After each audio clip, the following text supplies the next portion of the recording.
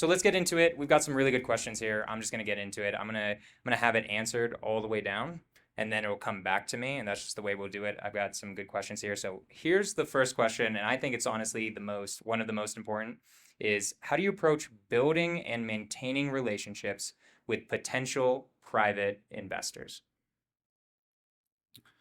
So when it comes to private investors, it's really understanding what kind of investor you're speaking with. In my mind, you're speaking with two types. You're either speaking with the investor that is about wealth conservation and wealth preservation or wealth creation. One has a bigger risk appetite, the other one doesn't. They're rich, they want to protect their principal, they want to limit their downside as much as possible. So for those, I wouldn't be leveraging as much or doing a deal where I am taking, 90% leverage, 10% down. On those deals, I'd probably be doing 50, 60% down, financing all the construction with just investor money, no loans. And that's how I've done most of our deals. Um, did we do any 40, 50, 60% gains last year when market was crazy? No. But when we did get stuck with some of the deals, we didn't have, 12, 14% interest rates that we had to pay for. And now we can't sell the house, you can't refinance, and now you're in a position where you won't be able to return their principal. So that's really been my strategy is identifying, what kind of investor you're speaking with. The wealth preservation ones, you need to pitch and approach them that way. It's like, how do we maintain you rich while making some money, protecting your downside? And then when you're talking to wealth, appreciation and creation, you can talk to them about the riskier deals, the leverage that you can take, the 40, 60%, high risk, high reward. It's very, very basic economics, low risk, low reward.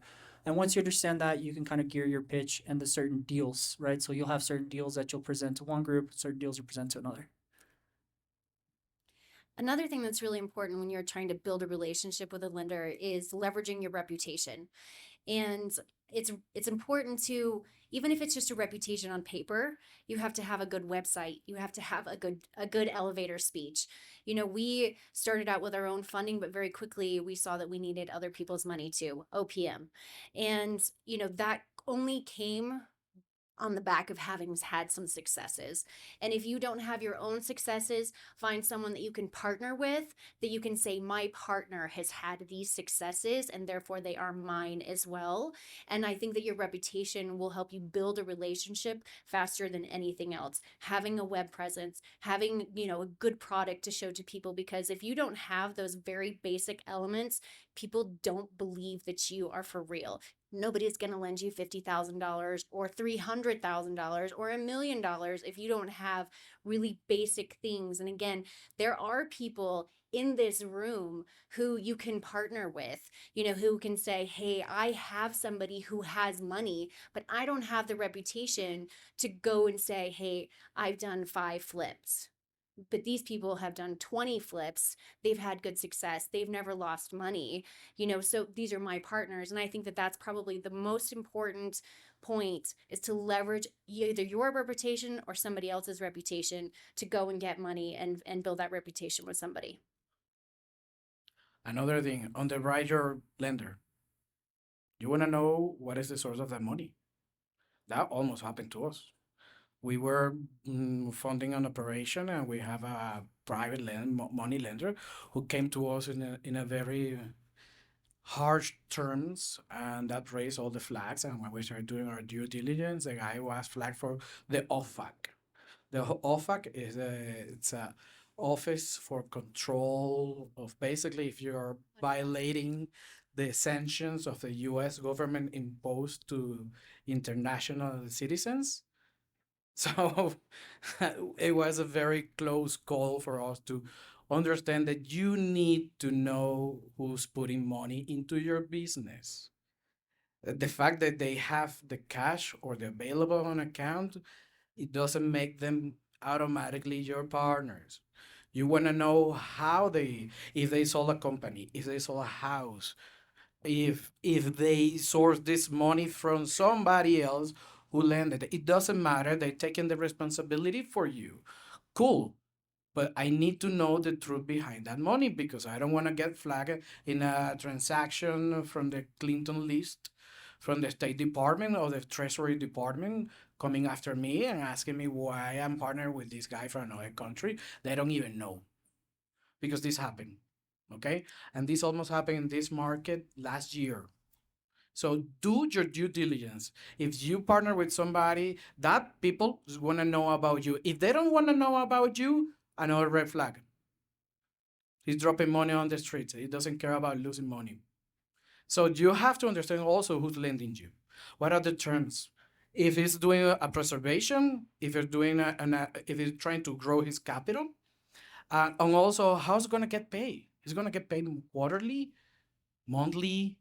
By the end of the deal, he's gonna drop it up in the entire loan. It changes dramatically the structure of the payment and how you structure the deal. Cool. Yeah, I'm going to take a little bit of a different approach because of how I've personally raised private money is through social media. So I want to talk a little bit about that, right? That's honestly, that's the main reason I'm on this stage right now is I'm so socially media active. I'm constantly making reels, I'm constantly putting myself out there. And so it is, in my opinion, one of the easiest ways for private capital to naturally come to you because you're building a relationship with your audience. They learn your humor, they learn the way you speak, they learn the way you do business, you show them deals, and it's a way to amplify everything you're already doing and showing it to everybody who's following you. I've raised all of my private money, almost all of it, except for my mom. My mom gave me 25,000. Apart from her, everything has come from social media. People seeing like, "Hey, you're awesome. I love your vibe. I want to do deals with you. How do I do that?" I'm like, "Great. Who are you? Like, what are you like? What do you do? What are you looking for?" It's like, "Oh, I'm a nurse. I make 100K a year. I don't really know how to get into real estate." And then I go, "Okay, what part of real estate attracts you to it? Passive cash flow. Okay. Raise your hand if you own a rental in here. Raise your hand. Is it actually passive? If you guys are if you're managing it, you know that's not passive. There is a lot that goes into managing a rental, right? Like anything can happen. The tenant can destroy the toilet randomly. All sorts of weird stuff can happen. All of you know it if you own a rental. It's not actually passive. There's only one thing in real estate that I know that's actually passive, and that's lending. That's like the only thing where it's like I actually receive a check every single month. I put money out and then I receive a check every single month. So those types of people, I'll be like, okay, if you're actually going for true passive, trust me, you're gonna buy your first rental. It's gonna be annoying. You're gonna have to actually do a ton of work that's gonna take you away from your nursing, from your kids, all of that type of stuff, right? And it's just not gonna be fun. So I think that's an amazing way to pitch private money lending is you guys should be all doing social media. I see a few people recording right now. Good job, good on you guys, because it is 100% going to propel your career in everything, deals, private money, everything. And then two, when someone comes to you, start thinking about, okay, what is this person's problem? What is this person looking for? Don't think about I want money, think about what do they need, right? There'll be different types of investors. If I understood that correctly, you mainly do equity, like you give them equity, right?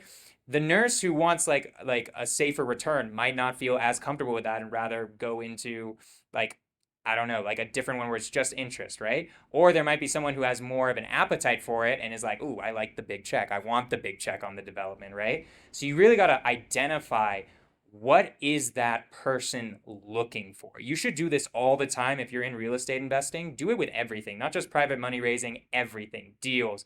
What are they? What are they looking for? If you can provide it to them, then you're going to be, if you provide everyone around you value, you're going to make so much money. It's insane. It's just going to happen, right? So it goes the same thing into private money raising as what do they need? Is private money raising really what they're looking for? And they've just never heard of it before because it's something that a lot of people haven't heard of. Most people hear of owning rentals. That's how I get passive income and that's how I build my wealth. And that's not necessarily the right move for everybody. I think it's a really good idea to become a lender. So that's my 2 cents on that. So real quick, can you share a successful case study of how you convinced a private investor to invest in one of your real estate projects?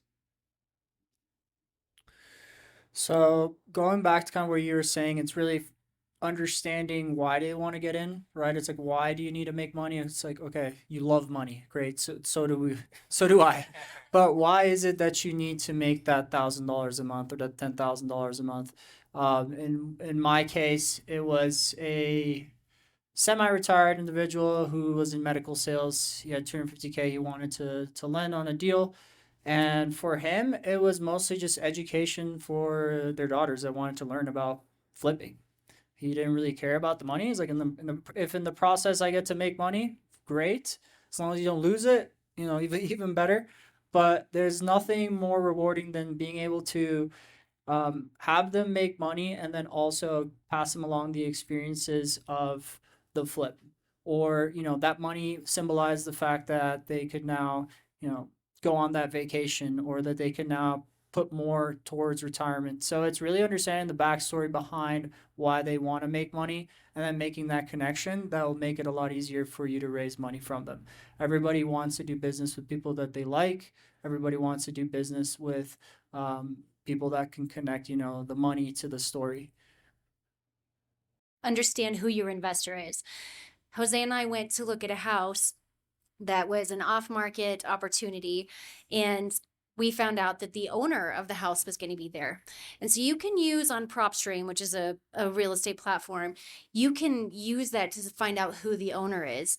And you can link, there's like a link properties function. So you can find out what other properties they own. And we saw that this gentleman owned like $10 million of real estate in Denver. And so we did a little bit of research on him, and I went to that property very educated. I drove by the comps. I was very educated. So he was impressed that I had done my homework, because there had been 10 other investors there who hadn't, kind of walked through nonchalantly. And I told him, I said, come see some of our properties. I knew he had money because he had bought that house cash, and he was sitting on it to pull permits and sell it to the next person. And so I said, why don't you come to another property? And so he came to one of our flips. He liked what he saw, and I said, are you interested? And I just was very straight with him. I said, I'm looking for a private money lender. You obviously have cash. Let's partner.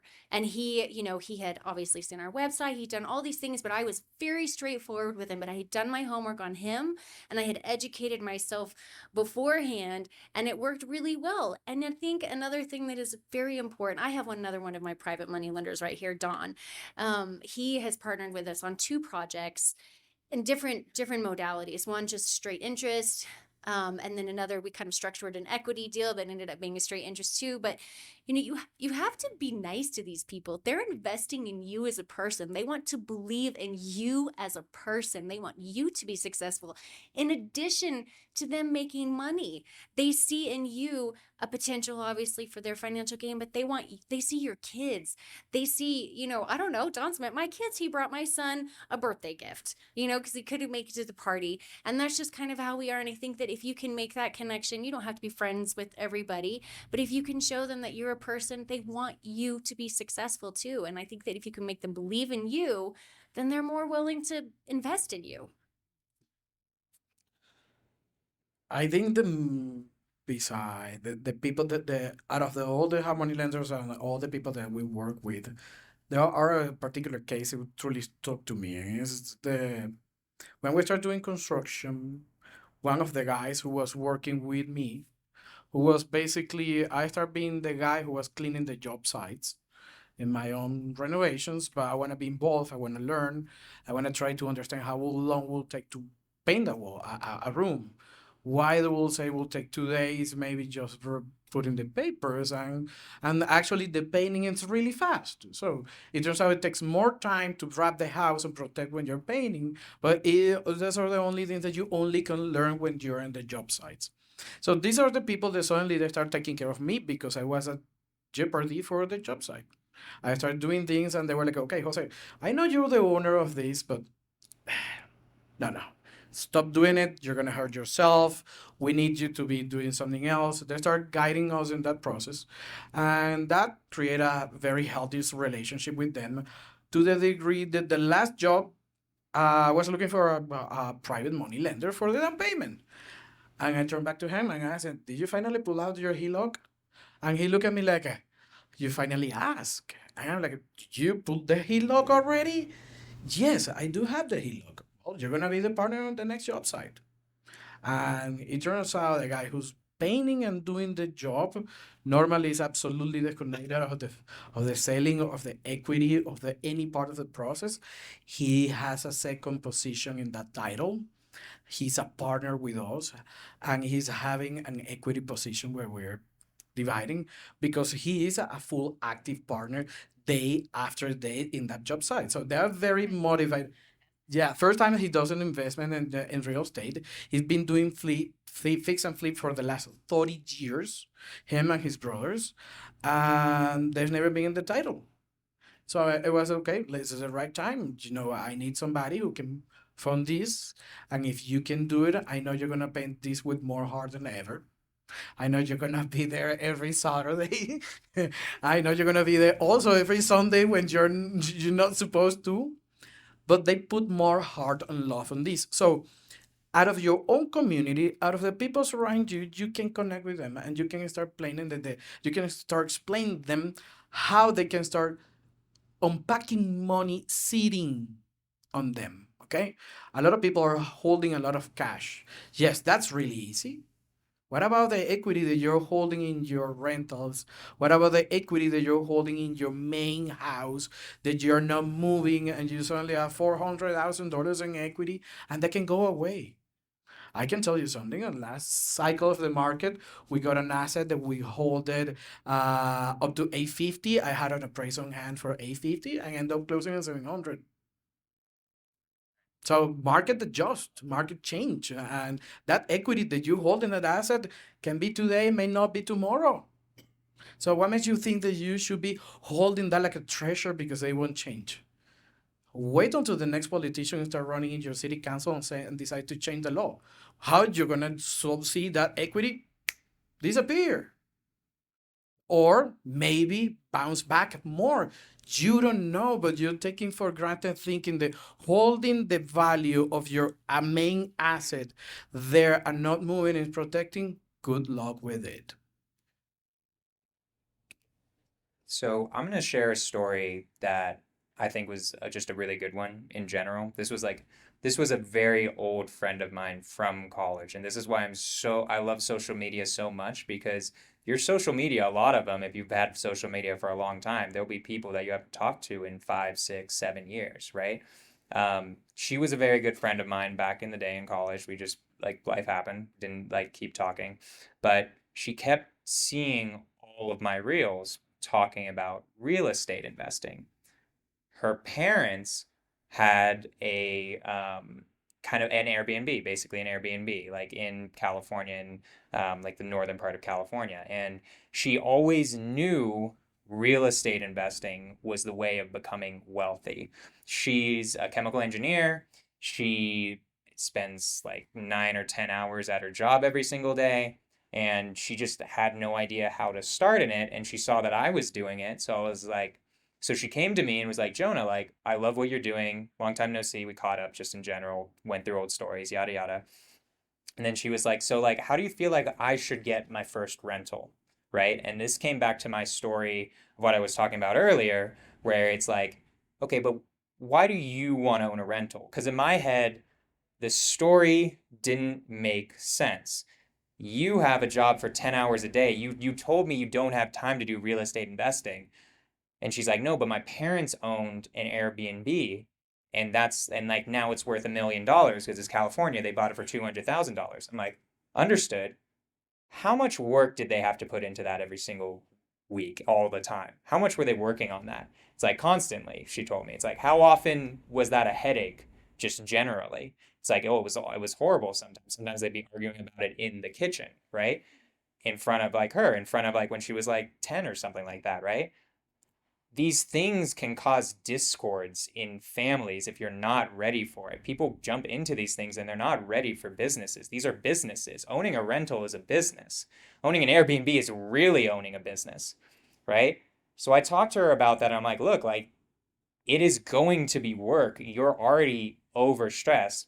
Why is it that you really want to own real estate? Like, tell me. It's like, wealth generation and passive cash flow. I'm like, great. Let me tell you about another way that you can do this where you still keep your, I guess for her it was like 9 to 7, and you keep doing that.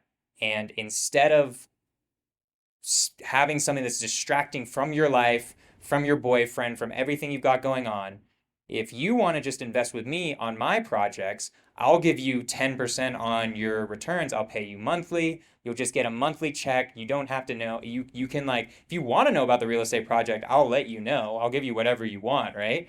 But if you want to just live your life and just make a bunch of money, this is actually how you do it, right? And she's really smart, and she was talking to me. It's like, okay, but what about the stock market? What about that? I'm like, okay, so the stock market's going to give you an average of 8 to 10% over your lifetime, and you don't get that money in for 30 years, right? You don't get any of that money for 30 years. I'm going to give you the upper end of that, and you get that money now, every single month, right? Eventually, if you keep investing with me and you keep making money, you'll be able to live off this money, right? That's number one. And then number two, any other investment you have, whether it's crypto or any of that, you're just going to lose all your money. Like, I promise you, you're going to lose all of your money. Like, it's going to happen. Even in the stock market, if you buy the S&P 500, good on you if that's the only thing you're buying. But if you're buying other stocks, there's going to be one that goes bankrupt at some point in your life. Like, I just guarantee it's going to happen, right? So having these conversations and like making them understand what's the best option for them is how you do it. I was talking to a few people in here earlier, and they asked me in different words, like, I'm having trouble convincing people to trust me with their money. And I'm like, well, the issue is you're not talking to their problem. Always, in everything in business, whether you're selling them something, whether you're raising private money, whether you're buying their house, you have to be somehow solving their problem and helping out their life in some sort of way. And really keeping that in your mind will make you successful in everything, including raising private money. And she lent me $25K for down payment on a house in Colorado Springs I own right now. And she gets a monthly check of $208. And that's the first one. It's been going great. And she's like, all right, Jonah, I think I got another 25K for you. And I'm like, great. Right. And I was pretty good friends with her 6 or 7 years ago, but I haven't talked to her in 5 years. So she was a friend, but even so, that's why I really like social media. Is the issue a lot of times too is people ask for money from other real estate investors. I don't know if I have a question for this, but the issue with other real estate investors is they want a lot of money.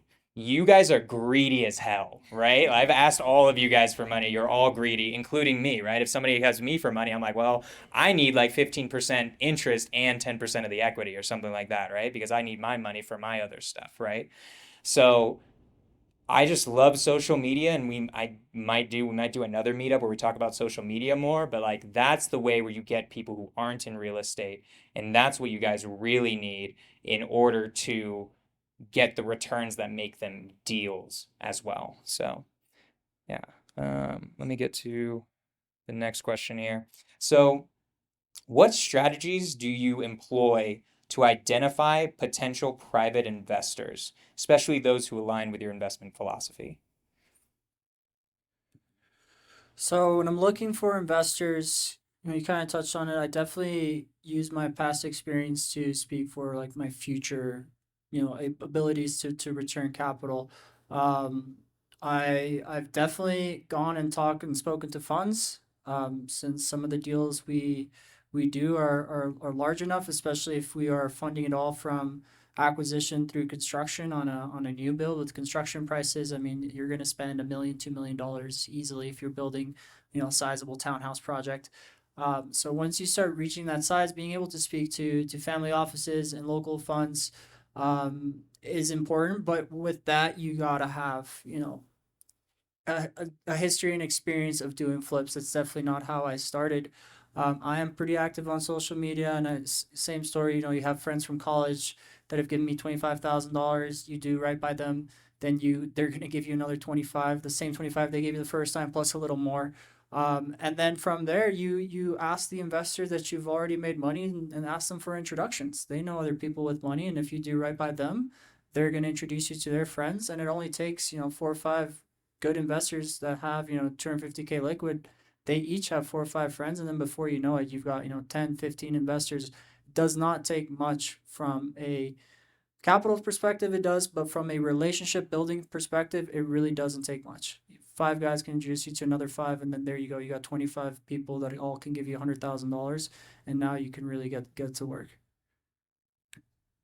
That's all super smart, Alex. That's one area that Jose and I, we feel like we're in like our second circle right now. We've done friends and family, and now we're kind of in, the acquaintances phase, and we are very interested in starting a fund, but we have not gone to, talk to funds and knocked on doors of, places that have a whole lot more money. And that's just really, really smart. We haven't had a need for that yet, but, we would love to get into development, and I love that idea, but we're kind of in that second circle right now, and then our next step is to really go bigger, and we're currently educating ourselves on that. And I mean, I guess what I can offer to that is really just educate yourself on where the money is. I can tell you something that one of the most um, sensitive funds that we ever raised was 75,000 out of a whole life insurance policy that somebody have to pick up for their husband. And they come to us and they say, I have $75,000 and this is the entire saving of my life and my family. Do not lose it. We make it grow, we give it back, we pay it back. And they call us back recently. We haven't been able to cash in the opportunity. Do you mind holding that amount for us again, and let's structure a deal, because this money, even though belong to me, it's better in your hand than in my hands. This is not the money is paying our bills. This is the money that is funding projects for the cruise and projects that we're using to do the acquisitions and projects that, and these are funds that are very well destined. And the main thing is just you need to know your investors as well as can be your clients. When you're doing a fix and flips, you're imagining somehow that people are going to be living there. Well, guess what? You have to visualize about where your investors are. Yeah, I know I cannot never do that phone call. I will take a loss on the project. I will liquidate an asset. I will do whatever I have to do to never that a phone call to tell that family they lost the $75,000 that was paid off after the father died. Because we take that seriously. And that's the importance of knowing your client. People are going to be investing on you. Yes, they want to see guaranteed. They want to see an LLC. They want to see a social media. They want to know that it's not just you doing your thing in a computer. They want to know they're more than that. And that's where most of the time they get the first stop. But guess what? We started from there. And what we did, we partnered with people that we know. And we told them, he's working with me, he's partnering with me, he's vouchering with me for me. Then so people start believing in us. And then so at some point we did ourselves the project, and well, okay, we did this above ourselves. We don't need somebody else vouchering. We don't, and we already done X, Y, Z projects, and now you can start looking at us, and you can start raising, and you can start lending monies to us. So two things: if you know your clients, you're gonna understand how they're gonna get paid. The other thing is, absolutely, you need to know where the money is. The money is not in every place. It's not something it's very well known, famous that money tend to not be distributed equally. So, what makes you think that you can find money in every single place? You need to know where money plays, where money think, where money spend time, and you need to go over there and do not approach them. They need to see you. You need to be present, you need to talk to them, you need to interact, and you cannot be asking for money in the first approach. You have to build a relationship knowing that maybe down the road, they may be interested in investing in something like that. And you cannot get offended for a no. You get offended for a no, this is not your job, okay? Actually, the first rational decision that every single investor should make is tell you no. And your next question is, what is the price of that no? Because price is satisfaction. If you pay and he doesn't get satisfied, you haven't paid enough. And that pays you for renovations. That's talking about working with your workers. That takes you when you're doing an acquisition. If you pay too little, they will not give you deed. That already happened to me. I got somebody under contract, very deep in the contract. They couldn't get away from that contract, and they fought the hell to get out of the contract. I have to let them go out of the contract. So it cost them a ton of money. It wasn't for cheap. It wasn't easy, but it gives you back to the reflection the price is satisfaction. If you don't pay enough money, if you don't pay the right quantity, where the people working with you, the people buying from you, where everybody's involved in getting satisfaction, you're taking money from them. And that's always going to be perceived.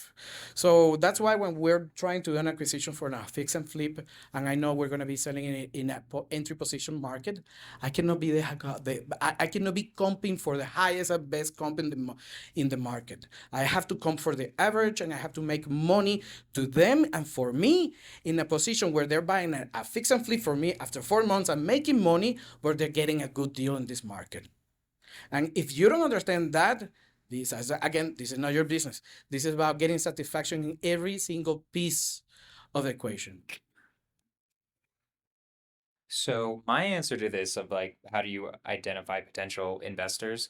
I think, I don't know if you guys have heard of this phrase, to a hammer, what is everything? Do you guys know this? Who knows the answer? Say it. A nail, right? So usually I think that phrase is don't be a hammer. In this case, be a hammer. If you're looking for private money, look for it. Be aware around you. Meet everyone and be like, okay, could this person be a private money investor? Are they my nail for what I'm trying to do? Right? If you have it in your mind, it's weird how the universe just shows it to you. It comes to you, whatever it is, right? When I've needed private money, especially, that's when it really comes to me because then I start talking about it way more. And the more you talk about whatever you're doing or whatever you're looking for, the more it's going to come to you, right? So I'm gonna leave it at that just because everything I get is social media and I've already talked about that. So I just remember be a hammer when it comes to private money. I think that's the best way to find it. So how do you how do you demonstrate the value and potential returns of your real estate investment opportunities to potential private investors? I like this question especially because a lot of these people aren't in real estate. So, like, if somebody actually wants to know about the deal, do you break down all the numbers? Do you do something else? Like, how do you guys do that? Yeah, so primarily, obviously, Excel. So I show them on Excel. You got to know how to use Excel. If you're going to raise money, it's like step one, get a course, figure out how to do Excel. I've seen people butcher it and, or they're using a calculator and then hard coding the number. Like if you're doing that, you got to get to the basics. But typically when we're running numbers, we stress test it in our performance. We're doing a, failure, success, home run scenario. Each scenario has different price points of your exit. On the failure side, you're going to be 10% lower than what you projected. Your construction will have gone over budget. Your timeline will have, gone over the estimated days. And in that scenario, we make sure that we're still able to squeeze out at least 2-3%. So we're breaking even, we're getting out of it. And that factors in then also your loan, your fees, your loan origination fees, your interest rates. And then on the success side, you're just putting in your projections, your actual, what you're shooting for. And then on the home run, you're not shooting for the home run, but the home runs did happen back in, last year, previous year. That's all we were hitting were home runs. So that's where we're making 18, 20, 30% on your money. And then now the conversation around those, when I do those presentations or when I send out those performas, is I tell investors like we're going to get more successes. We're not going to see those home runs. Don't ask me about them. It's not going to happen. And if they do, it'll be a good surprise. But primarily, it's stress testing the model and making sure that even in the worst case, you're going to make money or at least break even. And then on the best case, you're getting those double-digit returns. So we have not done equity deals like Alex is talking about. All of our private money has been just straight interest. Well, they have a deed of trust against a property. Some of our private investors it's a promissory note for the amount, but most of them are a deed of trust against a specific project. So we haven't done equity deals like that, but it depends on who it is. If it's someone who works in real estate, they often will underwrite our numbers. We'll send them our comps, we'll send them our rehab budget. They can look at the numbers themselves and make sense of it. When we put together a project, we will have actually, Jose, there's a software actually called Deal Check. Is that what it's called? Yeah. It's an app on the iPhone. It's a really great app, and you can do your rehab budget directly in the app, and it'll spit out a really nice report, and you can then throw your logo on it, and so you can give that to investors and say, like, here's all the numbers, literally down to like the detailed rehab budget, so they can see what your numbers are. And I think that's really effective way for people who understand, even a little bit about real estate, to be able to underwrite your numbers. If it's friends and family, those friends and family are not, they're not actually investing in specific deals. They're just kind of in the general fund. And then we just have promissory notes with them. And that one is really like, they're just working off faith and our reputation. Like I said, we don't have the as specific of the pro forma, because we're not offering equity. I mean, those that would just depend on what type of a project it is. But that's what we have been using in really convincing people to invest with us. I think I'm gonna pass in this because I have a very long answer, so it's fine. Mine, honestly, with all of my private money deals, just because of the nature of it, none of them, like, I'll explain generally what I'm doing with the property, but I've never had to actually break down the numbers yet. I mean, he's getting like funds and stuff, and you guys are getting like actual like card money lenders and stuff like that. But like for those of like, for all the ones who like come out to me, like I just talk about more like them and what they need and what they're going to get. And usually, at least for me, that's been enough. I'll tell them, like, what am I going to do with the house? Like, just so that they know, right? And they feel comfortable with it. And if they ever wanted to, I would. But most of them, by the time I'm done talking to them, are just like, no, like, that sounds great. I want the 10%. I'm like, great. Sounds good. Right. And I'll obviously tell them it's in second position and all that. And there's a deed of trust. I also am like you guys, I do interest only. But at least for me, with my with my investors right now, I haven't needed to yet. Just that's the honest answer. Um, so what steps do you take to ensure transparency and trust between you and your private investors throughout the investment process? How do you keep it transparent, and how do you keep that trust going as maybe something comes up in the project, or like other things could be happening? Maybe it's longer than what you said it would be. How do you keep that trust going? How do you keep that transparency? So in regards to trust and transparency, I mean, similar with the deed of trust and the promissory notes, like all of our investors are owners in the LLC that's going to own the property. They get those documents, they get the operating agreements, they get to see that it's registered with the Secretary of State. So they have that in their possession, and they know that I'm not buying property in my name using their money, which it happens. People do that, and then that becomes a huge mess to unwind and try to repossess that property. It's possible, but it's a huge legal mess. So that's step one on kind of transparency, accountability. When it comes to the construction process, I come more from the private equity space, and then kind of learned more about flipping and doing my own business through construction. So I became a licensed general contractor.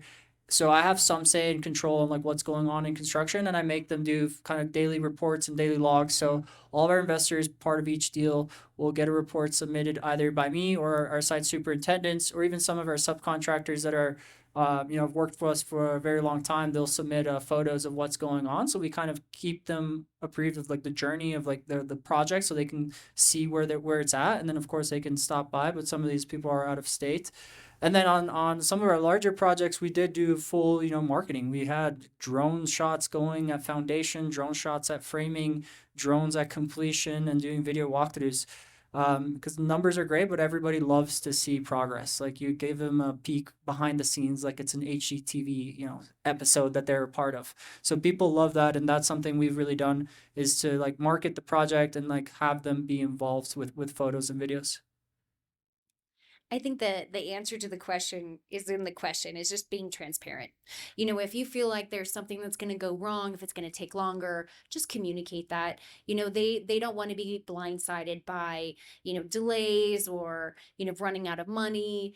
I have a situation right now where we recently bought a house in Mexico, and my lender in Mexico told us 7 days before we were supposed to close that they couldn't close for 45 days.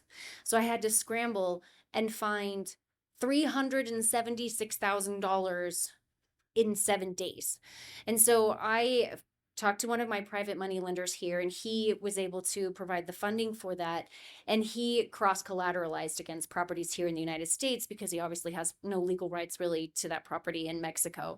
And so the cash out refi process in Mexico has been very long. And so I talk to him pretty much every single week. Sorry, I'm still working on this. They're waiting on this document. They have to start a new trust because this, in Mexico, you have to hold property in trust as a foreigner. This trust won't do a cash out, just so many problems, and he's fine. But he did at this point on this last one, and the note had already come due, and he said, this is an inconvenience to me. Of course, he's still making money. He bumped the interest rate up. And I was okay on that. He's still giving me the money. I'm still going to be able to do my cash out refi. I'm going to pay him a couple more $1,000s over the course of the next few months than I would have, but it's still a win-win situation. I still have his money. He's still getting money. He feels more confident in the investment. And, at the end of the day, it's just about being transparent with them. Don't hide anything. Honestly, if you feel there's something uncomfortable with the project, don't hide it. Go and talk to them. Be honest with them. Be transparent. They're gonna bring their lawyers. Their lawyers are gonna make a bunch of questions. Answer them. Answer it with love. Answer it with the dedication of somebody who's capable and lend you the money that not even your family is capable. So take those questions with the humility and the time that you need to do it. Okay. They're gonna make thousands of questions and maybe the same question, and be aware they're underwriting your deal. They may be seeing something you're not seeing. You make him loss ahead and he may see in it and he's maybe trying to let you know. And that's a kind of thing that we run into some situations where we're trying to raise funds from previous partner and they suddenly say, I don't feel comfortable. And you're like, I'm not going to get offended for that. I want to know why. Because if you don't like that deal and we've done deal in the past, I know you like to make money. I'm for the same. So we're not in the same why. I want to know the why of that. That why can be related to you, to your experience, or maybe to the project. And they will say, Jose, honestly, I don't think this is a good project. I feel like we are gonna get into a weird situation. This is not it. So do not take it personally. You may not define the buyer. I've lost a bunch of deals for not having the money, and that's not a problem. I'm pretty sure that happened to you. You handle more leads and more opportunities than cash that you can deploy. Period. It's a mathematical problem. That's why we're here. At some point, you realize that this thing about waiting for my own money until I have it, until I sell it close, until what about if I save? Or, well, I'm not even dinner tonight, so I may close next week. It doesn't work that way. That the avocado toast thing of saving, it's not going to take you to this market. Forget about it. You cannot buy a house because you're saving at Starbucks. Sorry, it doesn't work. This is not a market. You can do in the penny stock market. You can do in the S&P 500. You can do that in crypto. But in real estate market, the title is only one. Title usually here, and depending on your market, can be $200, $300, $400, $500,000. Just one title. And we're talking about buying an asset in US in general. And if you compare to Latin America, prices are pretty much the same. Okay, it's not, if you try to have something nice in Latin America, forget about it. You're gonna be seeing something in 50,000. No. The expats already took all those $50,000 house in Latin America, in Belize, in Mexico, in Costa Rica. So take that in consideration. These are the kind of things that when we're scouting for investors, we're trying to understand what they're looking for, what they need, and what are the truly needs of this.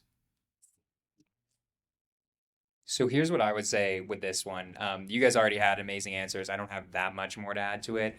I guess the only thing I would have to add to what you guys have already said is once you know there's a problem, just say there's a problem. Don't wait until you've already gone past the thing and then tell them about it. That's just such a bad idea. As soon as you know there's a problem, tell them. Like even if their money isn't due for 6 months, just tell them now so that they know, right? And the reason being is then they're going to trust you way more because you're an honest human being. So that's what an honest human being does, right?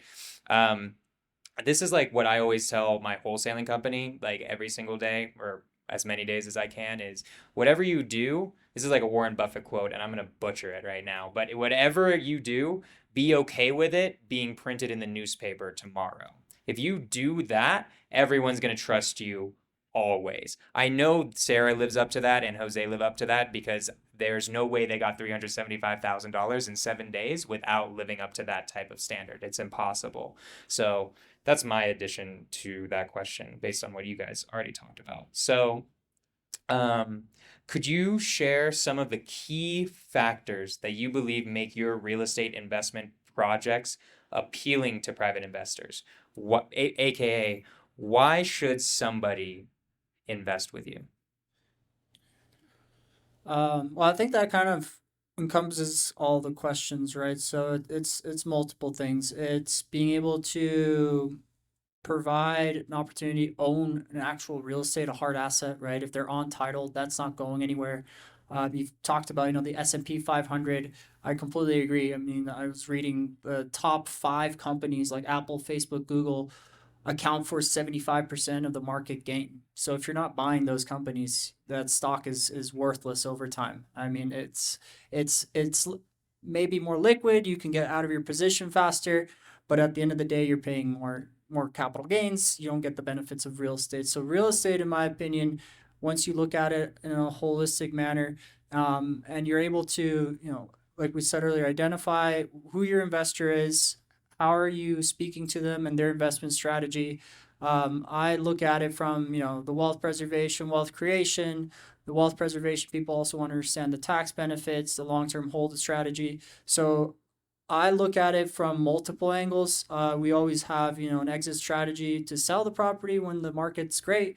We have an exit strategy to rent it when the market's not, refinance later or not. It kind of allows you, if you're doing the all equity and allowing the investors to be part of the upside, it allows you to play a much safer game. Yes, it takes a lot more money to do a house. I mean, the average price of a home here is like 600 grand, and then you're gonna spend another $100,000 to remodel it at least. So you're gonna have to raise 700 grand to do one deal. However, once you start doing that more often, your downside is, it's limited unless the house burns down. I mean, make sure you get insurance, but you're not going to lose that money, which is totally possible. So it's really, it's about your experience. It's kind of everything we've talked about. The better background you have, specifically to me, and why I would say invest with me, is I used to work for a private equity fund doing a lot of acquisitions, bird dogging, door knocking, cold calling, and then from there transitioned into construction, and then from there transitioned to doing one flip at a time, where I was swinging the hammer, to then doing 2 flips at a time, where I was swinging a hammer with somebody else, to then doing 4 at a time. And once you start scaling the business and doing more flips, is that you have enough opportunity to be shared with other people, and you can hire a site superintendent and put them on a salary, and you can hire somebody that can do, the cold calling, and you can spend money on marketing to find deals.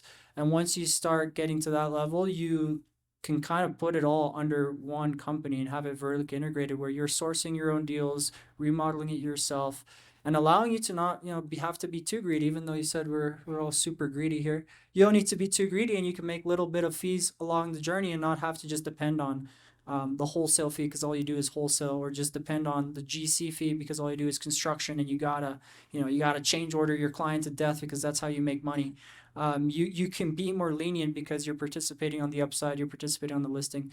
So that's really, how I would say I differentiate myself, and it just, takes time. I mean, I worked for another guy for 3 to 5 years before I started doing my own thing, and it's been 4 years of doing it on my own before I can even sit on this stage and talk about it.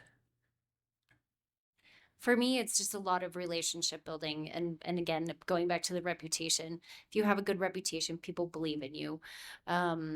We always invite people to come to our work sites. I would say half of the people who are in this room have been at our work sites before. Our Don is welcome. Don, who has invested into our properties, he has the lockbox code to our properties. He can go whenever he wants, and he knows that in any property that he invests in with us, it's just an open book policy. And and yeah, Jose and Alex both talked about the stock market. I think last year was a really rough year for um, our parents.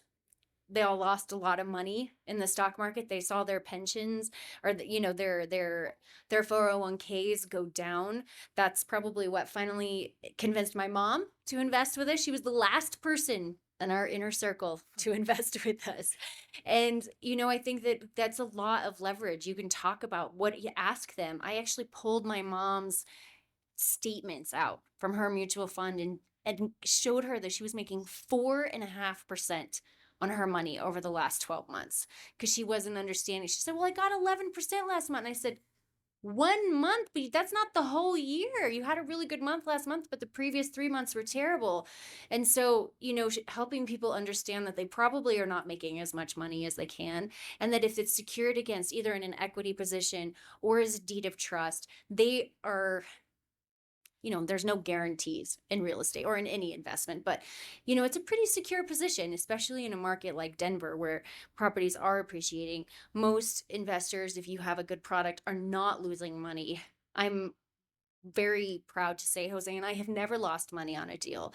And, I can show that. I can show people, what our numbers are. And I think that that sells itself. One of the things I will say is for raising capital and doing this business, is take in consideration the price is related to satisfaction, but also the guarantee of the money where it's at, where when you can prove to your investor, hey, come and see the address. Here's the lockbox. Go and see it. Do you want to go and see title pool, a report of title?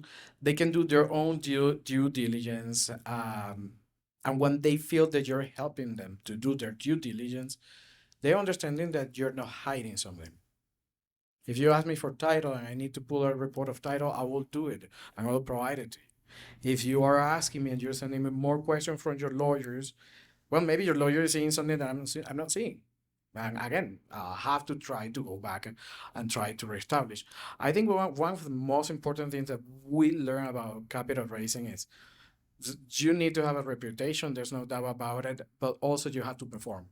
And you need to be sure that you can perform. If it's your first time, please don't do it. Okay. Partner with somebody. Do not risk somebody else's life saving. This is kind of secret situation where you are at. Partner with somebody who can help you. Partner with somebody who has experience. Guess what? It doesn't have to be me. It could go Alex. There's another people doing this in the room. But the main goal is to understand that if you don't know how to raise and you don't know how to flip or you don't know how to invest or deploy cash, look for somebody who can teach you. That's not very hard to learn. It's not impossible to learn.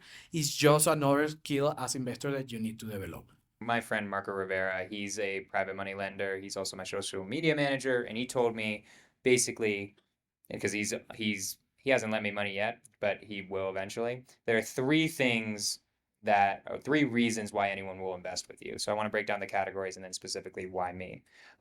One is the deal itself. Is the deal a good deal? If it's someone who can actually underwrite and stuff like that, that's their first level of protection.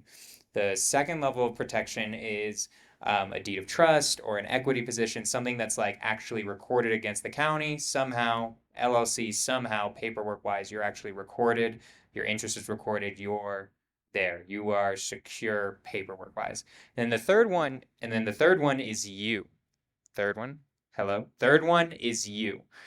You as a human being, right? And we all hit on this. It's really like your story. Do they connect with you? Do you have a reputation? That's why I also like personally, I've also lent out money. I like lending out money to people who have social media followings or are really big in my communities like Sub2 and Astro Flipping because they have a reputation as well. And if they screw you over, they screw over that reputation, right? And that is more valuable than gold is your reputation in the marketplace, in real estate in general, right? So those are like the three things that I'll always break down into. In terms of investing with me, like it's going to be very similar to these guys. I mean, my investments mainly are buy and holds. These guys are fix and flippers and developers, right? The only thing that's like any different than any of us is whether you connect with our story versus somebody else's story. We all have the experience. We've all raised private money, given capital back, and we do it constantly, right? And yeah, and that's like my story. I would like probably just go through what I've done in the past, the buy and holds I've done, how much other people have made from investing with me, and just go over like my story in real estate. If like that's what I usually do, especially it's like here's my development from wholesaling up to creative financing. I did a flip, I didn't like it. I made money, but it was just such a waste of time for me and what I wanted to do. But I've done a lot of these different things, and I can show you guys the past record. I'll show you guys to other of my private money lenders who've made money, right? And I'll even have them tell them about one time when it went bad or where they didn't lose money, but like it went longer than it did before, right? So I'm keep myself as an open book, but really like all of us have amazing experiences, and it's just going to be really like whoever you connect with in the end, generally, on who you'd rather invest with. Um, so, can you guys describe like a particular situation where you faced like resistance from a private investor? Because some people in here, I know a few people in here right now are trying to raise money, and they probably want to know like, okay, guys, so what do I actually say? How do I actually like that's I love all what you guys said, but like now how do I actually apply it? So like if we can go into like a specific situation where you were trying to raise money and you were getting some pushback, what was that pushback and how'd you deal with it? So I can speak to myself like right now. When I first started, it was just you didn't have enough experience, so I just started a construction company, started working as a general contractor, and just doing bathroom remodels, kitchen remodels, and then eventually gaining the trust to be like, oh, so you can do work. I was doing remodels for Zillow Home Offers when that program still existed, and was just going through the ringer, dealing with a corporate company that was just manhandling contractors and survive that. And like, well, if you can report to a public traded company and get the job done, you can be trusted with the flip. So it's mostly been experience and execution. Like Jose said, like you have to prove that you can execute and actually get the job done. I definitely on my most recent and largest project, it was a 16-unit townhouse project, and we messed up on some construction items. And point blank, there was handrails that we put too high, and I had to go in there and do it myself. So it's like, as cool as it might seem to raise money, sometimes you're gonna have to put on the tool belt and get the job done. And it's that kind of attitude that investors, once you see that kind of pushback, if they see you get in the trenches, I mean, people make mistakes, but as long as you're willing to solve the problem, I always share my problems, but I have already thought about three solutions. And as I'm sharing the problem, I'm like, this is how we're going to solve that one. This is how we're going to solve this one. Are you okay with that strategy? And then most recent pushback is, as you talk to family offices and funds, might sound like I've done a lot, but it really isn't big enough for them. So it's maybe, like you said earlier, just getting maybe greedier and like asking for bigger check. Because it's apparently easier to ask for 20 million than it is for like 200,000 from these guys. Doesn't make any sense in my mind. It's kind of backwards, but it's true. You do get into different rooms. They're in the business of deploying capital, and they rather deploy it all at once with you if they trust you than having to deal with 4 or 5 guys asking for $4 million, $5 million. So that's right now the biggest resistance. And to be honest, if anybody knows how to like overcome that objection of like how to get $20 million from a family office, I'd greatly appreciate that. That's kind of what I'm working on. Whiskey. Whiskey. A lot of whiskey. Let's go find a really big project. Yeah, exactly. How about that? Most people start out asking for private money from friends and family. And those are actually the hardest people, I believe, to get money from. My mom, who actually lives on my property and watched us be successful, refused for years. Same with my dad. There were a few people, but I mean, they're the first people to shut the door in your face. And I don't know and they will only come once they see a track record of success. Strangers are much more open because they see it just as a business transaction. They just want to make their money. And I think, going back to one of the first things that Jonas said is you have to understand that you are not asking them for a favor. You are offering them an opportunity to make money.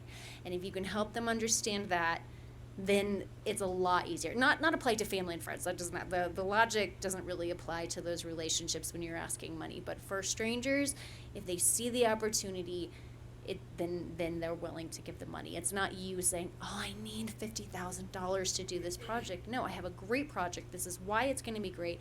This is my projected profit, and this is how much money you're going to make. That's a business deal.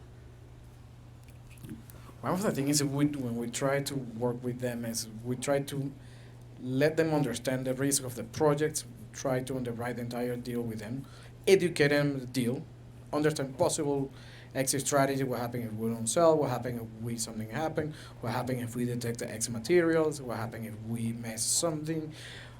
We go through the entire process. At some point, they basically let you do the work, and they can come and check, and they can come and see. That for us has been magical to start building up, that rapport with them. When investor tells you no, I personally tend to be, okay, why? Because I don't get offended for that. I get offended if you tell me no because it's no. Oh, okay, cool. I won't present it to you again. But I need to know because you may be saving me from something. You may be seeing something on my underwriting that I'm not seeing. Maybe I'm making a mistake in the process. Why not to pay attention to that? So when you find a kind of rejection, this is something related to your track record or your lack of experience, I think you only found you don't have the lender yet. Period. If you feel nobody has experience to do something that hasn't been done, especially if you're in a kind of situation where you're raising for 20, you raise for 12. Well, managing the project between 12 and 20 is not very magical different. They just don't see the capabilities on you. Maybe you just need another source of capital, because Or a partner. more hair. Yeah, exactly. I can partner with you. You have more hair and he has more hair. I love it.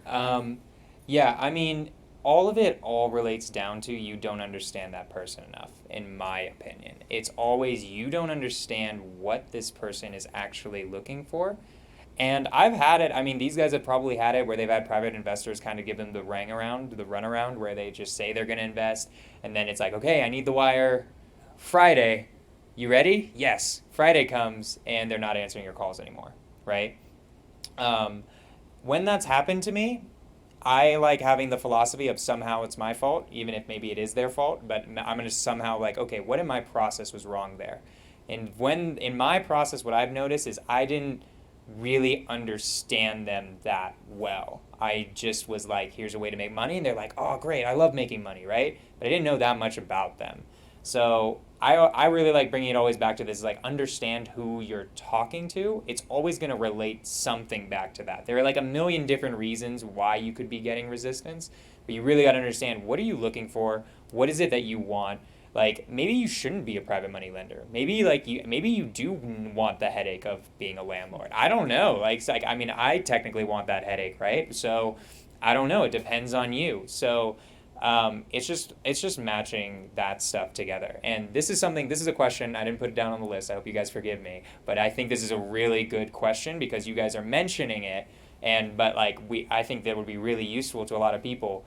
How do you raise private money if you've never done a deal before? Like, you guys sort of answered that a little bit with partnering up. I just want to know, like, how do you even have that conversation? How do you give yourself the confidence to have that conversation? You've never done a deal before. You're trying to raise private money for a multifamily fund or for a fix and flip project that you're doing, but you've never done a deal.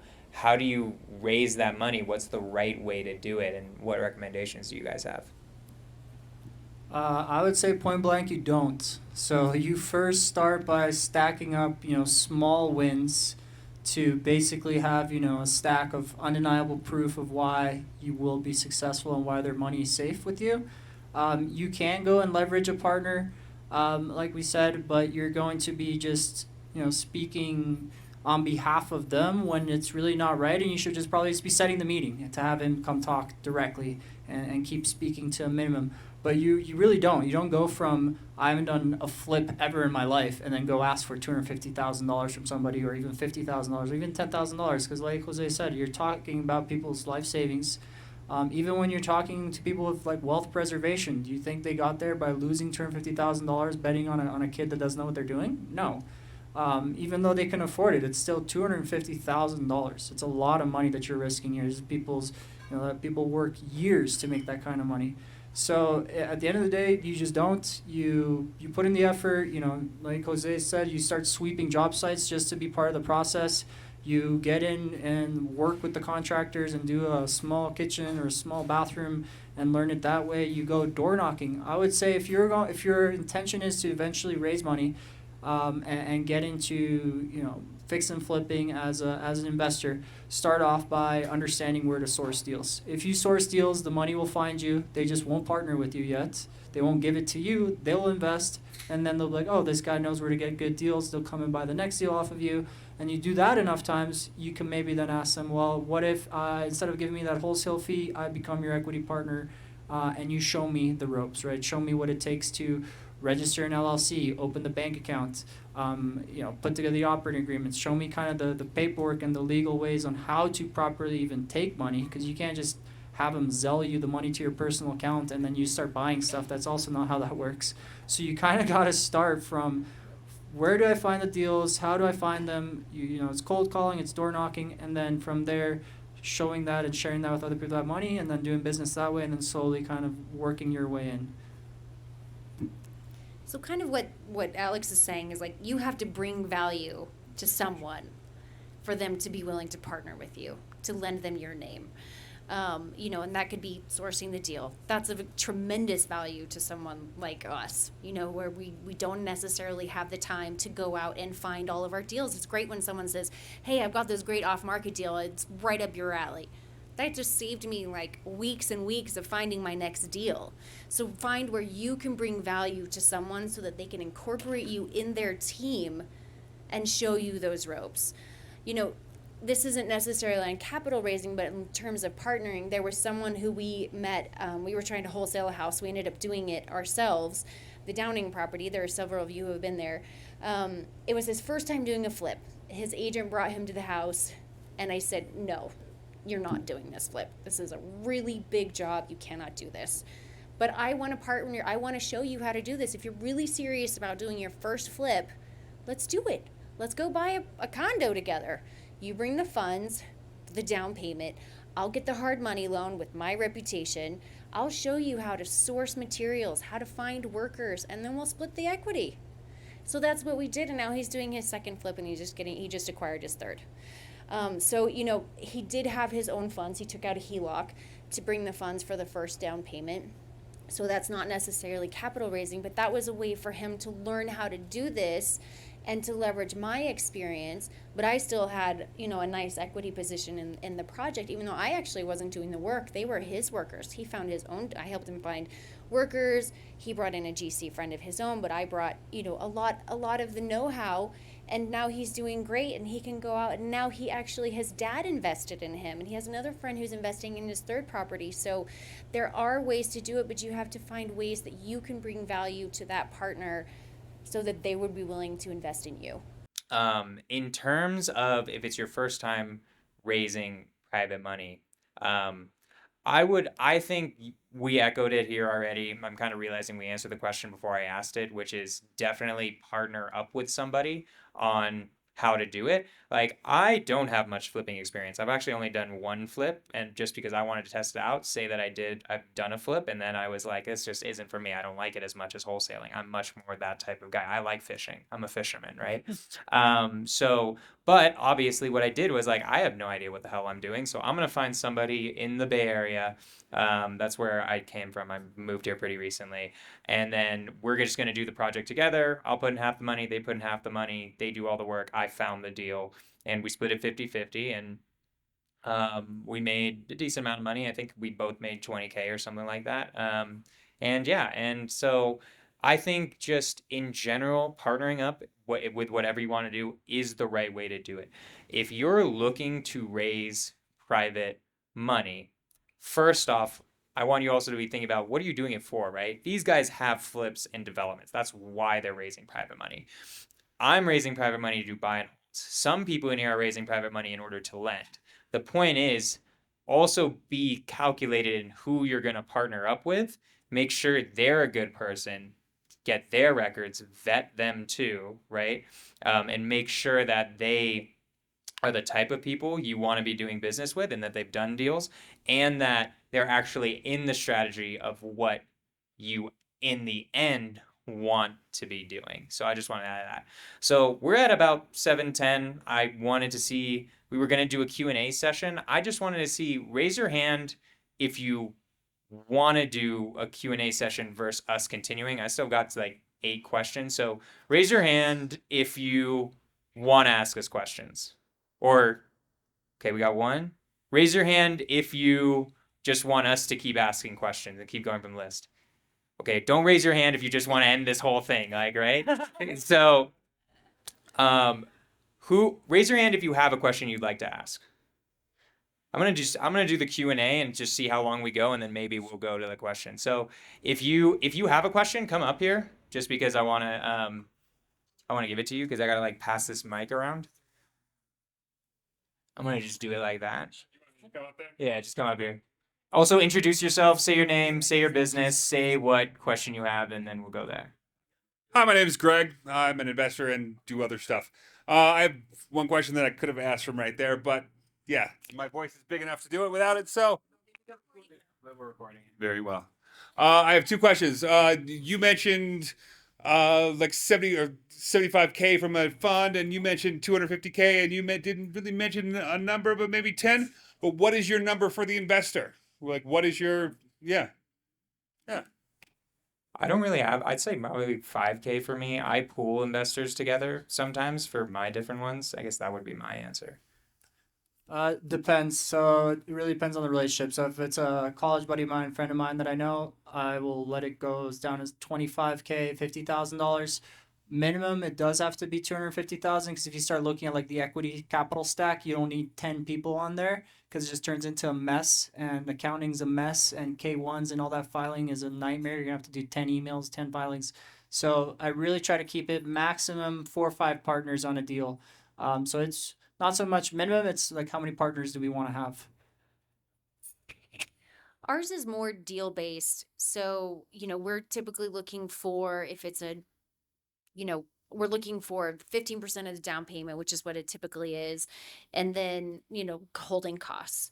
So it could be anywhere from a minimum of about $50,000 to $60,000 up to about 250. So what I might do is because I think it might be hard for everyone to come up here. What I'm gonna do is just raise your hand. I'll pick on you. Then you ask the question. You're gonna have to be really loud if you're in the back, or you got to come up here, one or the other, and then I'll repeat the question probably because I don't want to. Because the issue is this camera is facing us right now. So you raise your hand. Say yes. So just come up here just so that at least I can hear you, and then I'm gonna repeat the question. Or worse, where it's all the way up here, or just in the mic. Okay, so if I am getting into private money lending and people are coming to me asking, if I'm getting into private money lending and people are coming to me who need money asking me what my rates are, is it per deal? Are you looking at the deal as far as term and the amount and an exit strategy and all that, and then working that back out to tell them their rate? Or do you just kind of have a flat 12% and 2 points? So funny, I have lent out money, but I wouldn't consider myself a lender. Usually I'd be the one asking you what your rates are. But for me, it's just what's your money worth to you, right? That's what it is in the end. I know that's an unsatisfying answer, but like for me to lend out, so I would say I would do 2 things since you're actually trying to be a lender. One is research your competition. What is your competition lending out money for, right? I would say that. And I'm kind of, because I'm not a lender, I think the best thing to do is ask lenders. But for me, I would see research your competition. I would be really vetting the person you're lending to. How much experience do they have? That has to do with the risk. I would say it's related to you, the risk of the person, whether you're going to be able to get your money back, what your competition is, and then also what is it worth to you? So for me, I don't even really want to lend you my money. Like if somebody said they want money from me, I don't really want to give it to them. So I'm gonna say something like 15% and 15% of the deal, right? Nobody's taken me up on that offer yet, right? It's because that's a terrible deal. If someone actually did take me up on the offer, I'd be like, damn, okay, maybe I'll actually look at it. But I would say those three things are what come to my mind. Yeah, I mean it's definitely personal preference, but I would say stick to like client, collateral, and title. So client, you're gonna underwrite their experience. Have they done this before? Collateral, the deal, like you said, right? Is this property in Pueblo? Is this a property in Denver proper? And then title meaning are you going to be in first position or second position? If you're in second position, that's going to be riskier, and you're probably going to be in the 15%, and that's not crazy if you're in second position. So that's like the three criteria I would stick to. So when you're doing the 15%, are you also having origination points on that? It Yeah, dep- repeat that backwards. so question was, if you're doing the 15%, would you be doing loan origination points? Depends. No, I mean, you could do a 1 in 15. I mean, the loan origination points are usually typically used to like buy down the rate, right? So I'd be like, okay, I'll give you a 2 and you're offering me 15%, I'll give you a 1 in 14 instead, or a 2 and 12 to try to buy down the rate. So that would just depend on your strategy there. I can just tell you what we typically pay ours when we're giving the deed of trust and a promissory note against the property, because ours are typically project-based lending. Ours is 1 point origination between 10 and 12%. That's what we pay. Was that satisfactory? You want to follow up? Well, it's really hard to hear you two from the back and kind of you. So your last comment that you or question that you answered in regards to, I think the number of, was it number of partners? Yeah. And then you were talking about K1s. Can you just briefly summarize what you said about that? And all I heard was it's a nightmare, and I'm like, what? So your K1s are going to be required to file taxes because the entity that buys the property does not file taxes. It does not post a gain because that entity is just really meant for like safeguarding you personally from any liability, and all the profits are just like a pass through. So the money, in a sense, you set up the LLC. That LLC will have a bank account. It's a single purpose LLC. It'll be around for like 12 months, right? Hopefully. So when if you're doing a fix and flip, you'll be done in like a year. All the money gets funded into that bank account. It gets spent from that bank account, and then once the property is sold, goes into that bank account, and then you do your distributions from there. The filing that you need to report to the IRS will then be a K1 that you file individually to each investor. So each investor will get a K1. So that way you can just close down that entity. You can be the one that created the company. You can be the one that's on the Secretary of State as the registered agent. You can be the one that's on the bank account. But once you file the K1, I'm not the one paying your tax bill. It all just flows right back to you. Unless I'm like taking a profit share or anything like that and I'm taking some of the proceeds. But I'm not basically seen as the investor that made $500,000. I'm only seen for my portion or my prorated based on my investment. Or because it just gets really Right, so that's why I cap it at 4. Yeah, it just becomes more of a accounting and administration nightmare because you got to do 4, 5, 6. If you do 10, you're gonna do 10 filings. Who else has questions? Anybody else have any questions? Come up here. Or yell it at me, whichever one you want to do. Also introduce yourselves. I should make I don't remember if I was saying that. Introduce yourself, say your name, say your business, all that good stuff. Vonzel Sawyer Jr. Can you hear me a little bit better there? There we go. Vonzel Sawyer Jr. I work with Zell Investments and BBS Contracting, and we're a national assignment company. We only deal in commercial and multifamily. And so my question is more or less, and we've done syndication. We've been doing syndication since the beginning of last year. And yes, can you hear me? Can you hear me better? Is that better? Awesome. Yeah, let's go. So my question is more or less a market question, right? So we've been doing syndication since the beginning of last year. We started off as wholesalers doing single family home, went into multifamily and commercial, and we noticed that this is more of a market question, that when we got into the first quarter of this year, a lot of our private equity guys that we have relationships with got really tight, right? Got really tight with their money. It was harder to put together a deal with different investors, and these are guys that I've known for like 6, 7 years. We've done deals together. So my question is what do you do when you find private equity folks that you're dealing with that you have a relationship with? Um, what do you do when you find them kind of getting a little tight because of the market and just whatever else? Like, what's some of your recourse to um, them not wanting to spend money at the time, being a little bit more hesitant because the market is the way that it is? Does kind of make sense? I feel like this is a you question, especially. This is an Alex question. I got, yeah. So for those, I mean, you're just gonna have to find like a better deal. It's got to be a deeper deal. You got to have, it can't be non-recourse. You're gonna have to have, your, for lack of a better term, your butt on the line, right? And you just got to show them that you don't like this deal because it's 10%. Show them a deal that it's 20%, and then they'll give you the money, right? So I think right now it's just getting extremely competitive because you can put your money in a savings account and it'll make 5.5% backed by the U.S. government, right? A treasury bond will do that. So if you try to present a rental property that does 6%, okay, you maybe get like the tax write off and the depreciation against your other earnings, but 6% doesn't really move the needle.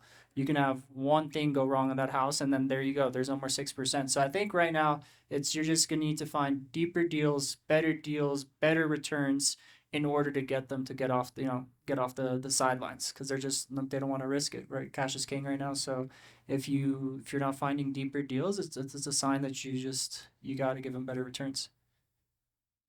Cool. You want to follow up to that, or are you good? That's pretty much it. Cool.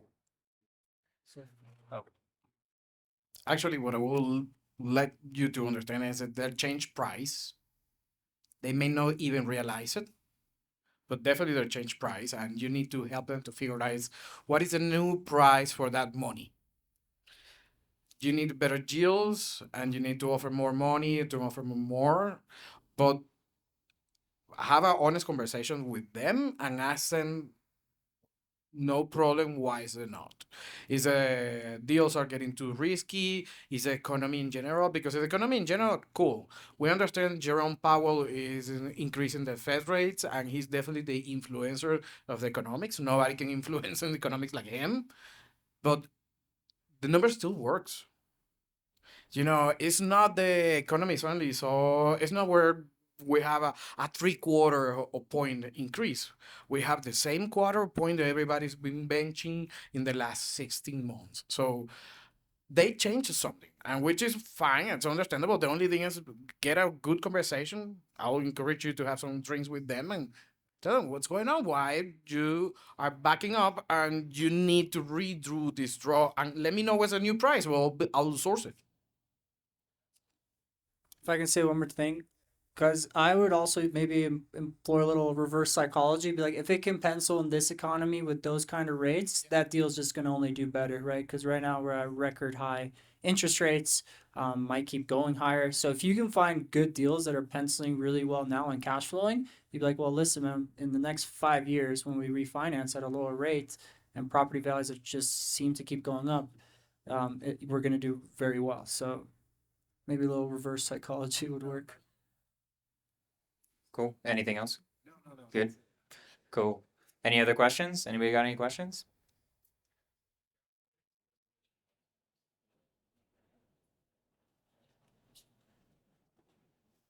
Remember, say your name and say what business you're in.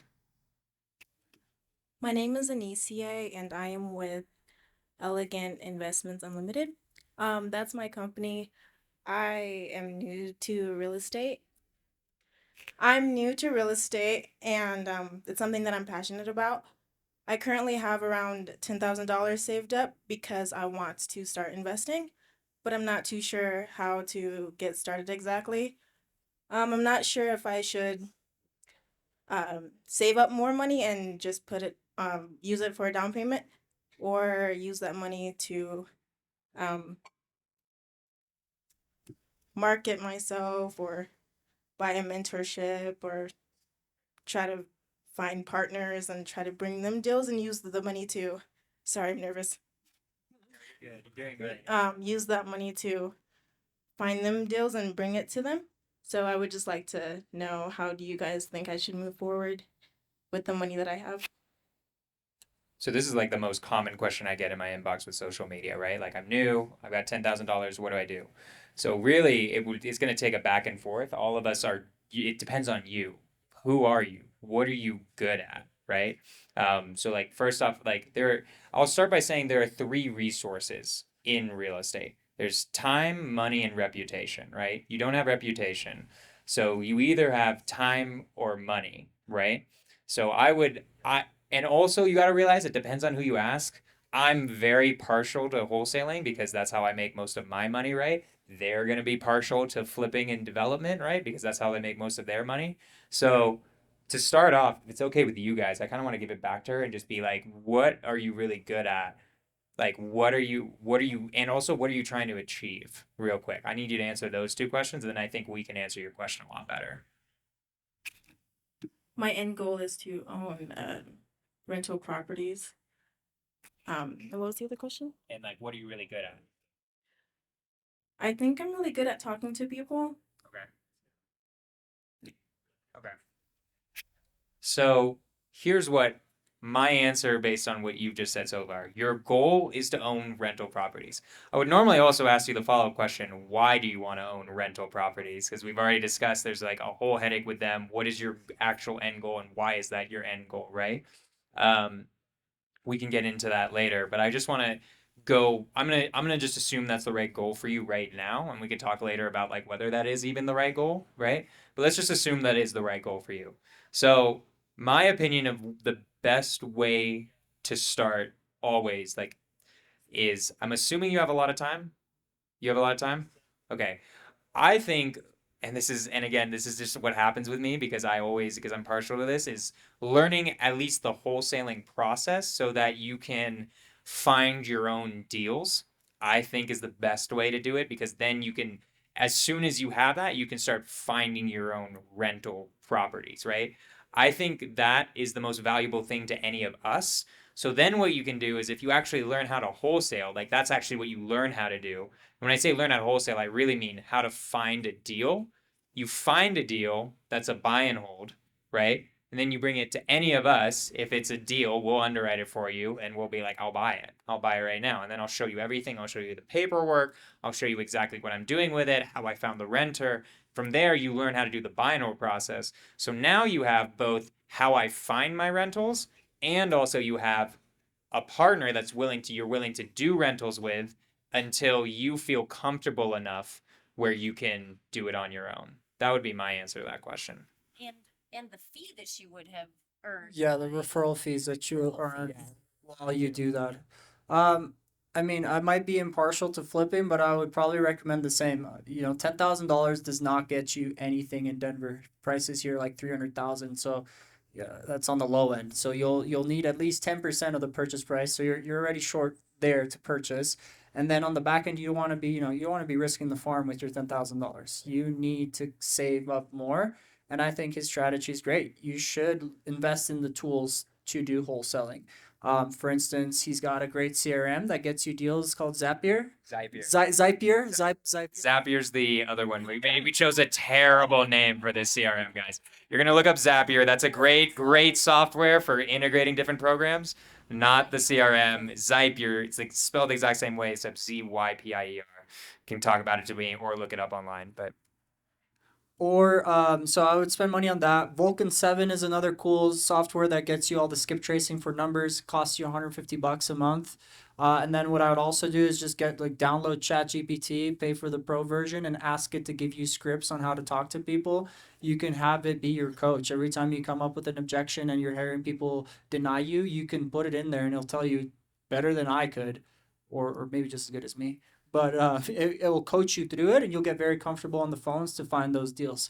With your $10,000, if you want it to be in complete control of the deal, maybe you can risk it on earnest money so you can tie up the deal, because 10 grand does get you enough leverage to buy 90% of the deals that you'll come across, and your money is completely safe. It gets held in a title company, and if you cancel the contract within the 8 days of when your earnest money is due, or when your inspection deadline is due, you'll get the money back, no harm, no foul. Hey, but you will be in the driver's seat then Where when you bring me the deal, not saying that I would, but there's no way for me to get around you. You own the contract, you have equitable interest in that contract, and you can now sell that contract and make your money. So that's how I would like spend your 10,000.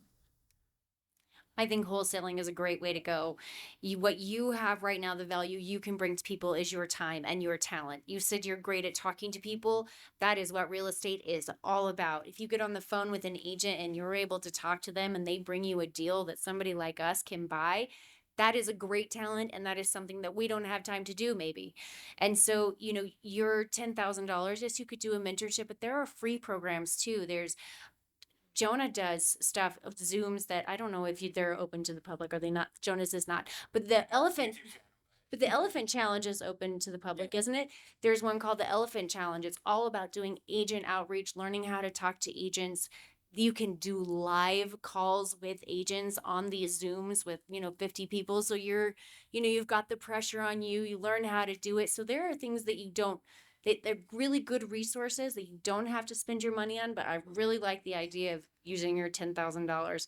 You find a deal, you lock it up, you can wholesale it. Fees are $5 to $25 to $50,000. I mean, he's had some pretty sweet assignment fees. We just did a deal together that was supposed to close today. Thank you. Well, actually, it's supposed to close yesterday. It's supposed to close today. I think it's gonna fund tomorrow, Aaron.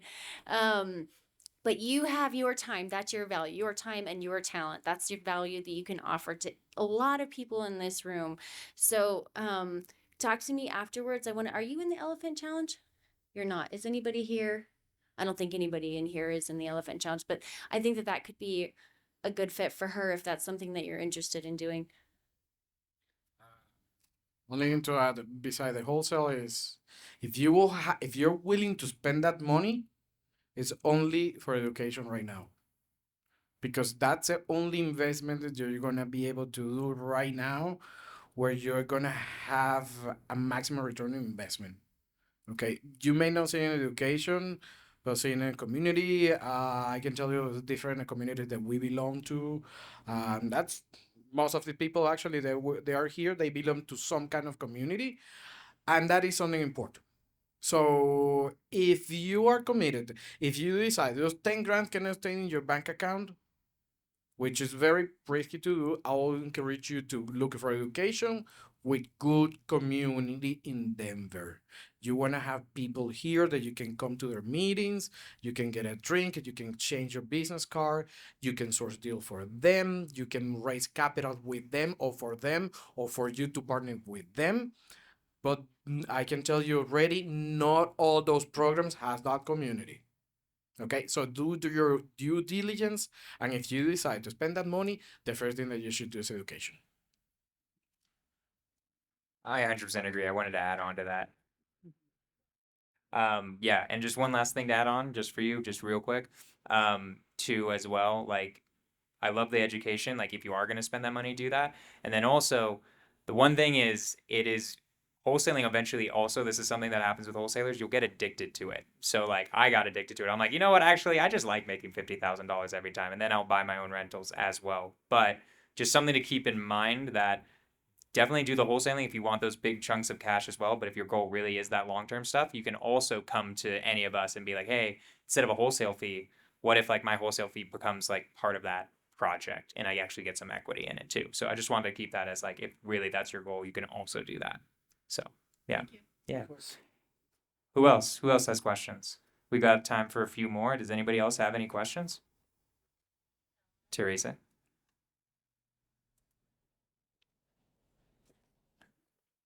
Thanks, guys. This has been great so far. My name's Teresa. My business is Juntos Ventures, which is a capital raising business. Juntos means together in Spanish. And my question for you is, I came in, started in real estate kind of as a lender, and also have kind of found that I really enjoy pairing people with that have deals with people that want to invest. So kind of that connector piece, you guys have been talking about raising money for your own deals. Is is someone who is helping you to raise capital, something that you need, want, valuable to you? Are those partnerships that you're interested in creating? And if you have any of those, what do they look like? That always is somewhat interesting to me. I that like for me right now in my personal business, like I have more than enough private capital just because I'm not focusing as much on it. I'm really like just trying to grow a wholesaling empire at this point because I got addicted to it. I'm like, you know what, this is great. I love this. But yeah, so I'm sure Jose will say the same, Sarah will say the same as we were definitely looking for that. So on a fund strategy, when you're setting up a fund, there are fees that can be shared with people that help you raise it. So the fund manager typically can charge anywhere from 1.5% to 2% on the total assets under management, which is why, you know, the big guys on Wall Street, they like, oh, I have $1 billion under management because their fee now is like $100 million, right? They're making good money. So when it comes to connecting, I don't think there's much like spread and margin. If you're helping somebody raise money for just a flip and they need 500K, it's hard to cut you in there because, you know, I need to get paid for taking on the risk. The investors need to get paid. I'm already paying 5 or 6% to the agents that are helping me buy and sell this on the back end when I go to sell it, and you're paying another 6% to the buying and selling agent. But on a fund side, I mean, we can definitely talk. I'm looking to raise my fund, and you know, there's only so much time in the day, so you would be able to, you know, get a point off of all the dollars you've raised, not for the life of the fund, but at least when the fund gets seeded and invested in, you'd be able to earn at least 1% of whatever you've brought to the table. What you said. Right. That's We're on the fix and flip side, so the structure will be different. So it will be more based on deal base, but yes, anytime, anywhere. So if you can raise funds and you can bring those funds, obviously that is like offering jet fuel for an airplane. There's no answer there. Okay, yes, all day long. Rates will have to be into the range where we can make money, and everybody will have to understand the deal, but 100%. cool. Anybody else? No, we're good. What time is it right now? Is it 7:30? Oh, all right. Then oh, we're past our time. Well then, guys, thank you guys so much. Are we still open? Like, are we still, or do we have to like kick everyone out or what? Get drinks. Get drinks. All right. So okay, we're good. Cool. Cool. Get drinks, hang out. We're gonna have a great time. Thank you guys so much for coming. It was a great time. And yeah, thank you guys so much.